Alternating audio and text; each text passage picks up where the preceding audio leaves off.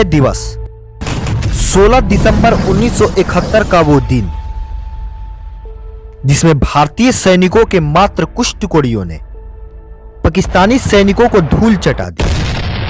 यही नहीं, पाकिस्तानी सैनिकों ने भारतीय सेना के पराक्रम को देखते हुए अपने 93,000 सैनिकों के साथ आत्मसमर्पण करने को मजबूर हो गए। पहली बार विश्व में इतनी बड़ी संख्या में किसी देश के सैनिकों का आत्मसमर्पण हुआ और इसी के साथ पाकिस्तान के सैनिकों के भारत के सैनिकों के सामने करारी हार का सामना करना पड़ा। देश भर में 16 दिसंबर को विजय दिवस के रूप में मनाया जाता है। वर्ष 1971 के युद्ध में करीब 3900 भारतीय सैनिक वीर गति को प्राप्त हो गए, जबकि 9851 घायल हो गए। पूर्वी पाकिस्तान में पाकिस्तानी बलों के commander lieutenant general AK Niazi ने भारत के पूर्वी सैन्य commander lieutenant general Jagjit Singh Arora के समक्ष आत्मसमर्पण कर दिया था, जिसके बाद 17 दिसंबर को 93,000 पाकिस्तानी सैनिकों को युद्धबंदी बनाया गया।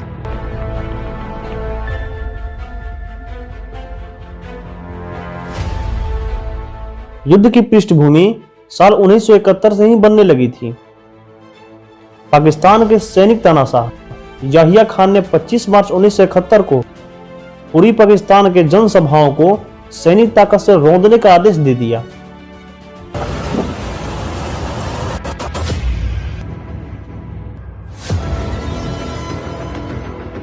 इसके बाद शेख मुजीब को गिरफ्तार कर लिया गया। तब वहां से कई शरणार्थी लगातार भारत आने लगे। जब भारत में पाकिस्तान के दुर्व्यवहार की खबरें आई, तब भारत पर यह दबाव पड़ने लगा कि वह वहां पर सेना के जरिए हस्तक्षेप करे। तत्कालिक प्रधानमंत्री इंदिरा गांधी चाहती थी कि अप्रैल में आक्रमण किया जाए। इस बारे में इंदिरा गांधी ने थल सेना अध्यक्ष जनरल मनेकशा की राय ली। तब भारत के पास एक पर्वतीय डिवीजन था। इस डिवीजन के पास पुल बनाने की क्षमता नहीं थी और मानसून दस्तक देने ही वाला था। ऐसे समय में पूरी पाकिस्तान में प्रवेश करना मानो मुसीबत मोल लेने जैसा था। मानेकशा ने सियासी दबाव में झुके बिना प्रधानमंत्री इंदिरा गांधी से स्पष्ट कह दिया कि वे पूरी तैयारी के साथ युद्ध के मैदान में उतरना चाहते हैं। 3 दिसंबर 1971 को इंदिरा गांधी तत्कालीन कलकत्ता में एक जनसभा को संबोधित कर रही थी। इसी दिन शाम के वक्त पाकिस्तानी वायुसेना के विमानों ने भारतीय वायु सीमा को पार करके पठानकोट, श्रीनगर, अमृतसर और जोधपुर, आगरा आदि सैनिक हवाई अड्डों पर बम गिराना शुरू कर दिया। इंदिरा गांधी ने उसी वक्त दिल्ली मंत्रिमंडल की आपातकाल बैठक की। युद्ध शुरू होने के बाद पूर्व में तेजी से आगे बढ़ते हुए भारतीय सेना ने जैसोर और खुलना पर कब्जा कर लिया।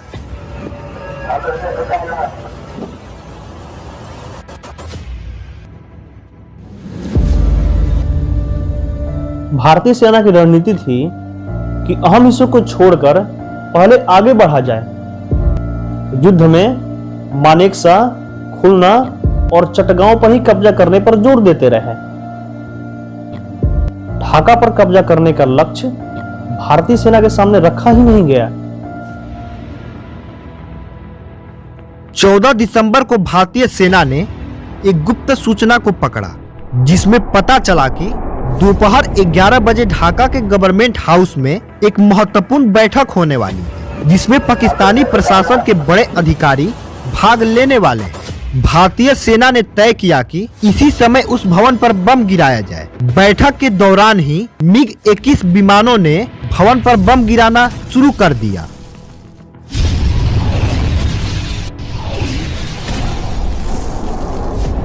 गवर्नर मलिक ने लगभग कांपते हाथों से अपना इस्तीफा लिखा। 16 दिसंबर की सुबह जनरल जैकब को मानेकशा का संदेश मिला।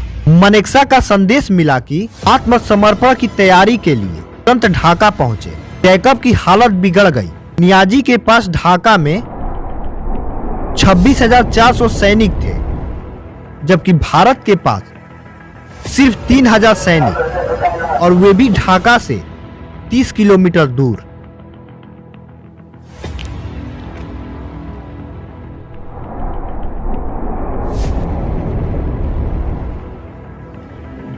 भारतीय सेना ने युद्ध पर पूरी तरह अपनी पकड़ बना ली।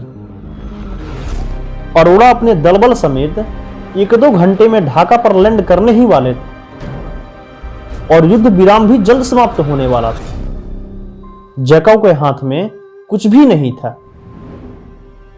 जैकब जब नियाजी के कमरे में घुसे तो वहां सन्नाटा छाया हुआ था। आत्मसमर्पण का दस्तावेज मेज पर रखा हुआ था। शाम के 4:30 बजे जनरल अरोड़ा हेलीकॉप्टर से ढाका हवाई अड्डे पर उतरे। अरोड़ा और नियाजी एक मेज के सामने बैठे और दोनों ने आत्मसमर्पण के दस्तावेज पर हस्ताक्षर किए।